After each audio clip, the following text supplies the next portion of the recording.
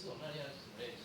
你们注意看下面这个时间单位，10秒内的，10秒内很高强度的那一种的，全部都要练这种耐力。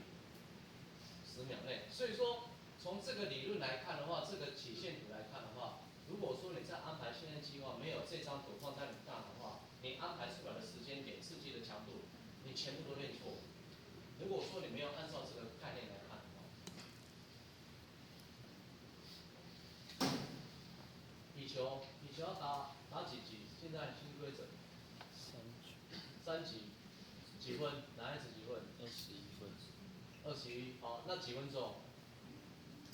大概几分钟会打完？21分钟，21球。你记得会多久？40。一集哦20分，10秒内。10几分就结束了，知道吗？对。一集10几分，大概10几分钟，现在很快哦。比赛规则改以后，现在一直在很快。那球与球之间，大概从开球以后到球落地几秒5到10。可以，我们不管起拍啊，讲起拍可以起拍。从开球以后到球落地可以起拍。8。平均值，不是最高值。大概3拍，很快，平均值，知道吗？那如果说你看到他们打到15拍、10拍了没有？你注意看，两个人动作都变慢，知道吗？所以说大部分平均值在3拍。那网球嘞？网球从开球到球落地嘞，男孩子嘞平均几拍？平均大概几拍？你们不看比赛吗？好，以后你们看比赛就要开始计算，知道吗？看他开球又是大概几拍落地，然后这中间大概几秒，你才能去了解这个强度，知道吗？不然你就没法去了解这个强度。所以说以后你们要开始看比赛，知道吗？看比赛就码表要拿着，看一下，这叫职业病。你要有职业病，知道吗？你才知道说这个强度有多高。所以说，为什么你看羽球两个人打到这么累，到最后乳酸值多少而已？4 millimole，4 millimole 乳酸值很低，知道吗？但是你看他3级下来那么累，为什么只有4 millimole？为什么用到不到这个系统？原因在哪里？原因他的耐力练对，还有这个几秒以后他上来，几秒以后他上来，一直在这样，他有在恢复，所以说他3级里面都在这种恢复机制，知道吗？网球打到6个小时，6个小时为什么乳酸值还是低的？马拉松比赛42小时，42公里，为什么乳酸值只有3 millimole？因为你们都说他有氧，但是我会问你们，他都没有体脂肪，有氧从哪里来？有氧叫脂肪啊。所以说他怎么练耐力？长距离选手他的耐力是怎么练的？他用的是哪一个路径？有氧。会有这个路径吗？他都没有脂肪，怎么会有这个路径？他要练的是哪一个？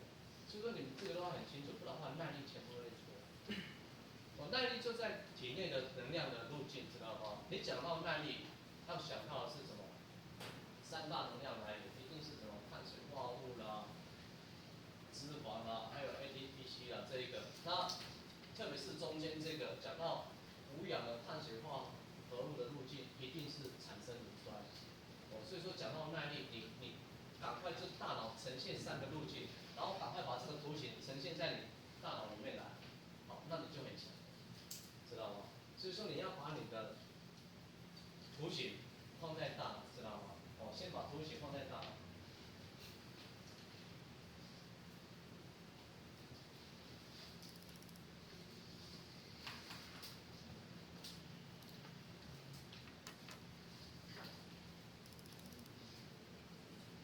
所以说我们从训练学的概念里面，其实来讲，它涵盖的东西会有一些生理学的东西，还有一些病理学的东西。那不管是哪一个运动项目，到最终的目的都是要训练效果，知道吗？你一般的运动是一样，一般的你要不要健康？你为什么要运动？就是因为医生说你现在可能慢性疾病出来，你要赶快去运动。你可能身体肥胖了，而且你又超过40岁。身体肥胖的话，可能会走向糖尿病第2型糖尿病的症状，所以说你赶快要去减肥，是在这里。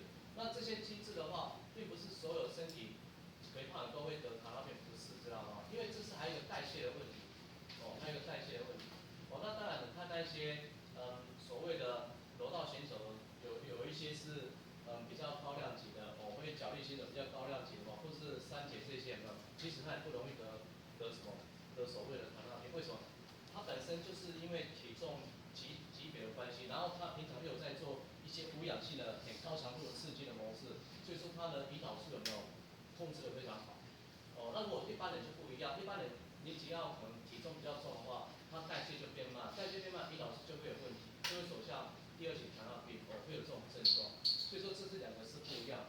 我们讲说在美国没有，美国你看那个美式足球有没有，身高190，体重都100多公斤，一大堆。你知道100公尺跑多少吗？这些人100公尺跑多少？都在10秒8、10秒9。身高190，100多公斤都可以跑到10秒8、10秒9。你看怎么练出来？所以说这是我们讲说在训练里面的话，你们要很清楚，第一个要知道说训练学的架构是什么。那在你的专项的体能里面有哪一些不要练错了那我们最重要的是要怎样帮选手提高他的训练效果一定是走向这种能力。那在运动能力里面的话，你成果的表现，还有专项比赛的上面的话，你到底能不能？很多人会讲说，我这样子练，为什么一比赛出场就是马上回来，撑不到3秒？原因出在哪里？你的原因出在哪里？那竞技运动领域里面呢，或是团队运动项目或个人里面的话，专项要求很重要。所以说我们一直在强调专项。所以说一直跟你们催眠，什么叫专项？什么叫专项？你们现在一定要赶快去7个，而且去找几个运动项目，你至少要会5种的专项的体能的辨识，球类的或是循环式的。竞赛的400公尺，它的专项体能是什么？力量是什么力量？那它耐力是哪一种耐力？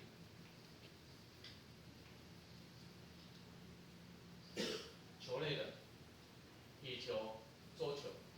羽球、桌球的专项耐力是什么？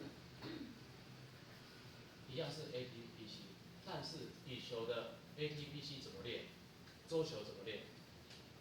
方式是不一样的。有共同的，一样是无氧跟乳酸耐力，但是训练方式是不一样的。你要怎么练？篮球 ATPC， 你怎么练篮球的专项耐力跟羽球会一样吗？不一样，因为它恢复机制要更快。所以说我们在讲说在专项要求里面的话，其实来讲的话，如果说你在专项级的时候没有能够好好的去把它的专项体能切割开来去做训练的话，基本上比赛是没有什么问题的。那另外一个是恢复机制，恢复机制是在你往前推准备期的时候没有，你要把它的这个无氧的缺点，或是我们讲它的因素的话，把它练出来。低腺体的数量、微血管数量、左心室压缩的机转，把它练出来，这些恢复机制，恢复机制练好以后，到专项起来的时候，在高强度提高你的高强度训练的话，其实它会很快去改变。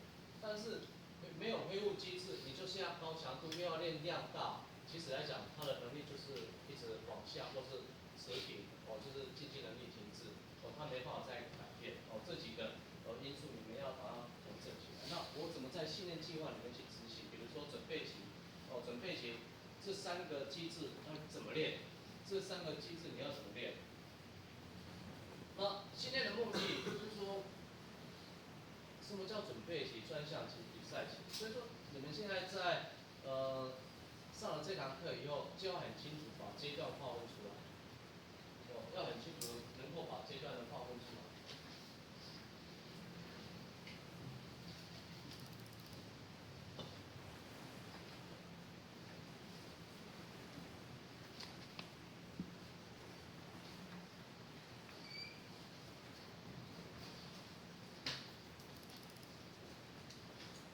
你们注意看这个时间点，还有国内几个大比赛，全国运动会在10月，就是下个月开始的，但是2人一次，对不对？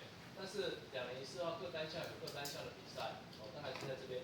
那另外一个是5月全国大专运动会、中学运动会，再往前推各县市选拔资格赛，对不对？大概有这几个比赛，那你阶段怎么划分？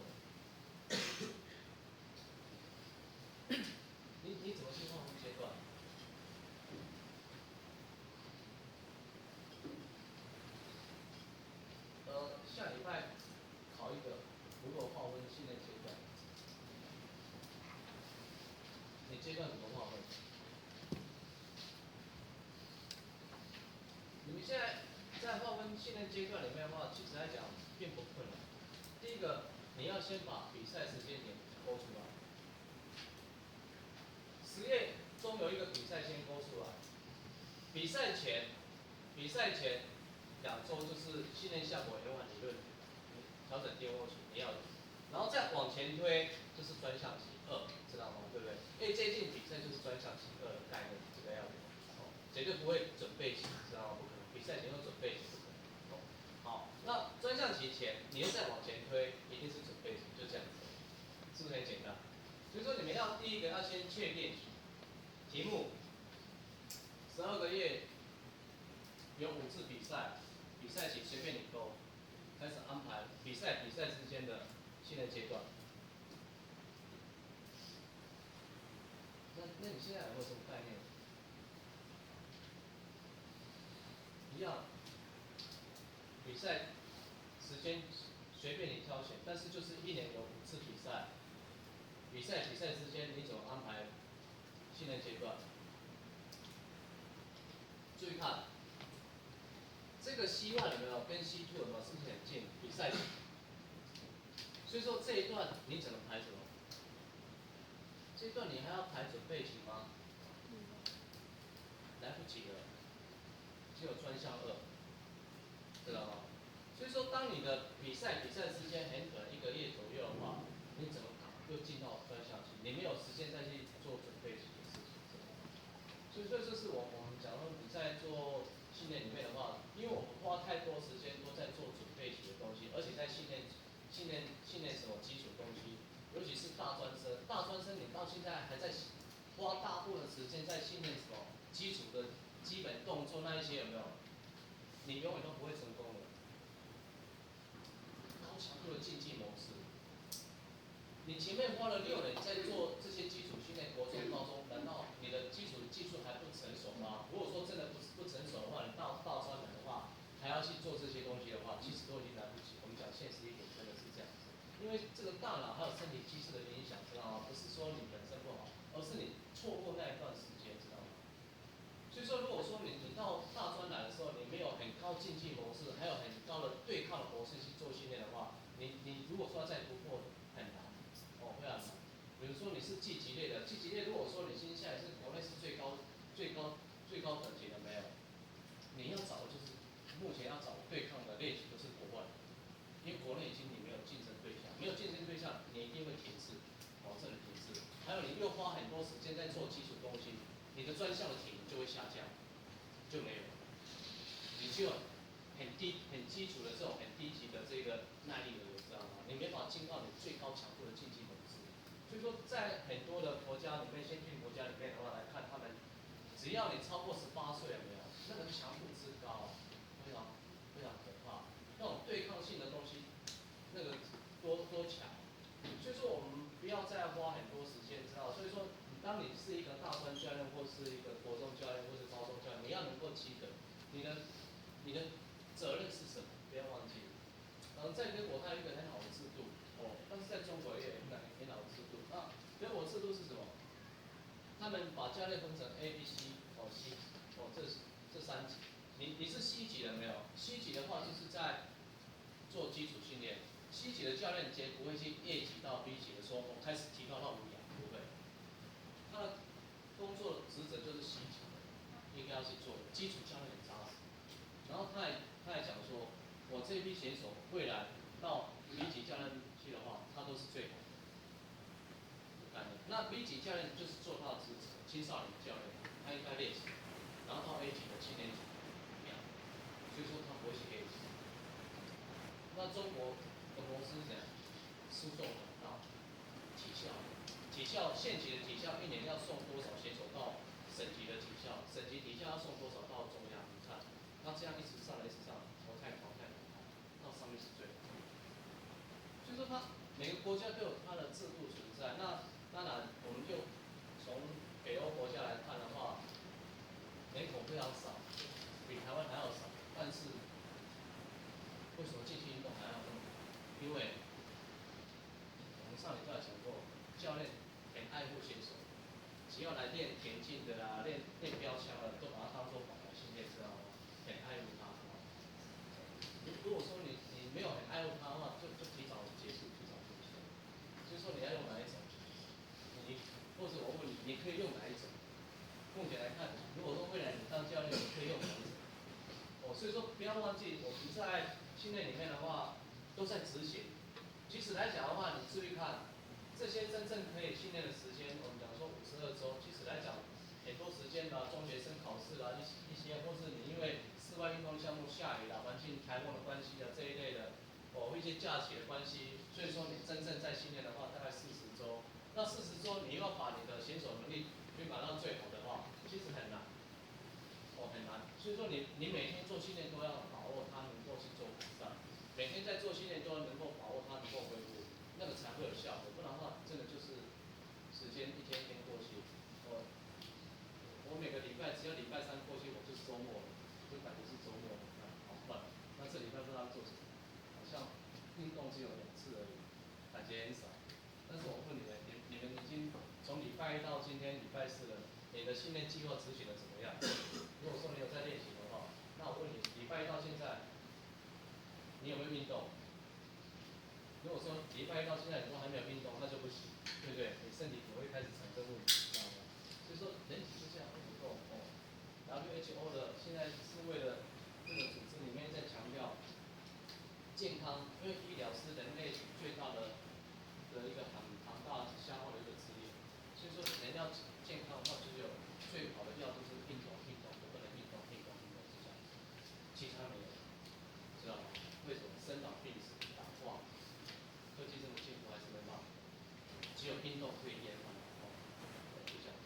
所以说我们在运动里面的话，那也是一样，竞技运动训练，你的周期呢？你要用4周周期还是2周周期？如果说这么短时间内，你还要用4周周期的话，那就不对，你就应该用2周周期，知道吗？所以说，那从这一段到这一段有很长时间的话，你就可以搭配4周周期跟2周周期的模式，去进行。所以说这是我们在训练阶段划分里面的话，你第一个要先了解。当你有4个比赛，一整年度里面有4个比赛，你怎么把阶段划分？那当然有很多的小比赛，小比赛不要把它列入到这一章里面来。你要列入的都是大比赛，因为小比赛的话，就选手去当做练习这样就好。你也不要去 care 他能不能拿冠军，知道吗？那就是让他去做练习，那一天就是最高强度训练这样就好。你只要把大比赛放出来就好，才是在你主要的训练阶段的话，还有你的训练目的。所以说这是我们在做阶段划分的时候，你要很清楚，当然清楚。好了，我们先休息5分钟，9点10分进来。